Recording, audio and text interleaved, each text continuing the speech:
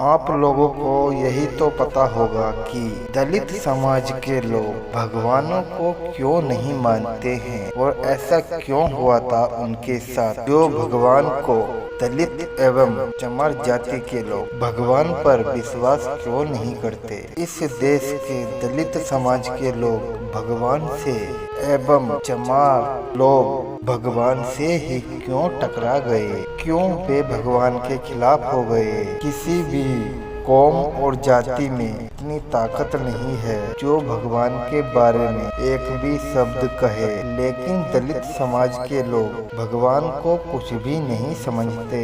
ऐसा क्यों करते हैं दलित समाज के लोग? तो आइए दोस्तों जान लेते हैं आज की अपनी वीडियो में। तो चलिए दोस्तों वीडियो को शुरू करते हैं। दोस्तों, दलितों चमार को भगवान से टकराने की नौबत क्यों आई? लेकिन दोस्तों पहले हम जानेंगे कि दलित कौन है और दलित का मतलब क्या होता है। दोस्तों, दलित जिसका दलन किया गया हो, जिसको दबाया गया हो और वो अछूत कहा गया हो एवं के साथ अत्याचार किया गया हो, वो दलित कहते हैं। दोस्तों, अन्याय शोषण इस देश के भारत के शूद्रों के साथ हुआ।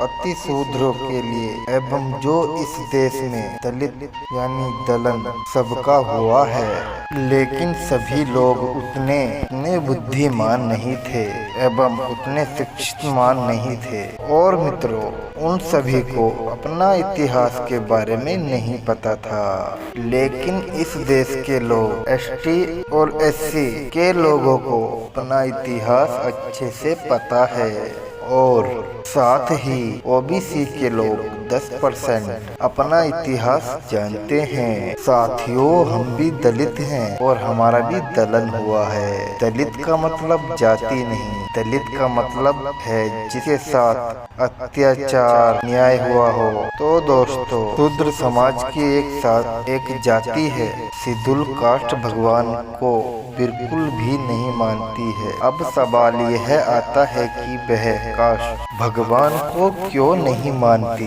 एवं सवाल ये भी उठता है कि जाति बनाई किसने है, भगवान ने बनाई है या इंसान ने बनाई है? अगर जाति भगवान ने बनाई है तो भगवान ही जातिवादी है, फिर भगवान खुद ही अत्याचारी है। भगवान ने जाति बना दी एवं फिर लोगों को जातियों में बांट दिया। तो मित्रों, इसका मतलब भगवान ही गलत है। और फिर क्यों माने हम ऐसे भगवान को? अब बात यह भी आती है कि जाति इंसान ने बनाई है, तो भगवान कहाँ पर सोया हुआ था, कहाँ था भगवान? अगर इंसान ने जाति बनाई है तो भगवान को समझाना चाहिए था, उन लोगों को रोकना चाहिए था और को श्राप दे देना चाहिए था कि तू ऐसा मत कर, तू भस्म हो जाएगा एवं नष्ट हो जाएगा। जब इंसान लोगों को जाति में बांट रहा था तो भगवान कहाँ पर था, क्यों नहीं दिखा?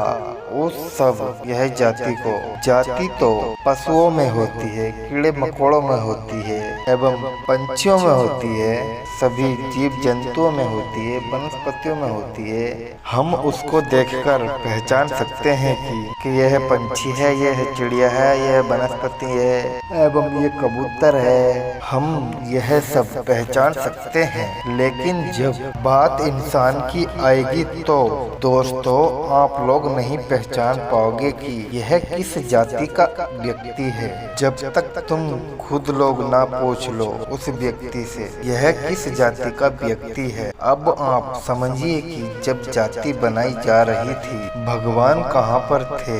अगर भगवान होते तो कभी भी जाति बनने नहीं देते।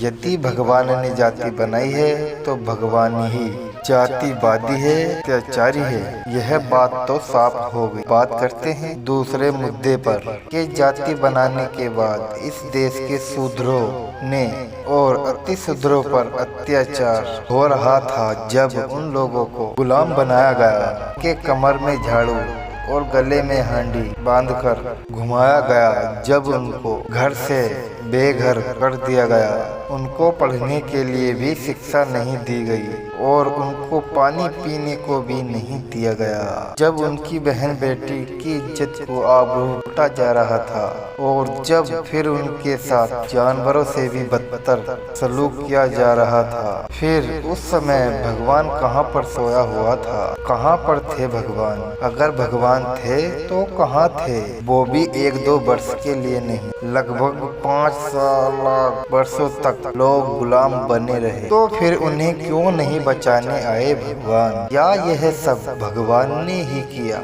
अब आप ही सोचिए कि उस समय में दलित लोगों के साथ जब इतना बड़ा अत्याचार हो रहा था तो फिर कहाँ पर था भगवान? बताइए आप लोग, क्यों नहीं बचाया दलितों को?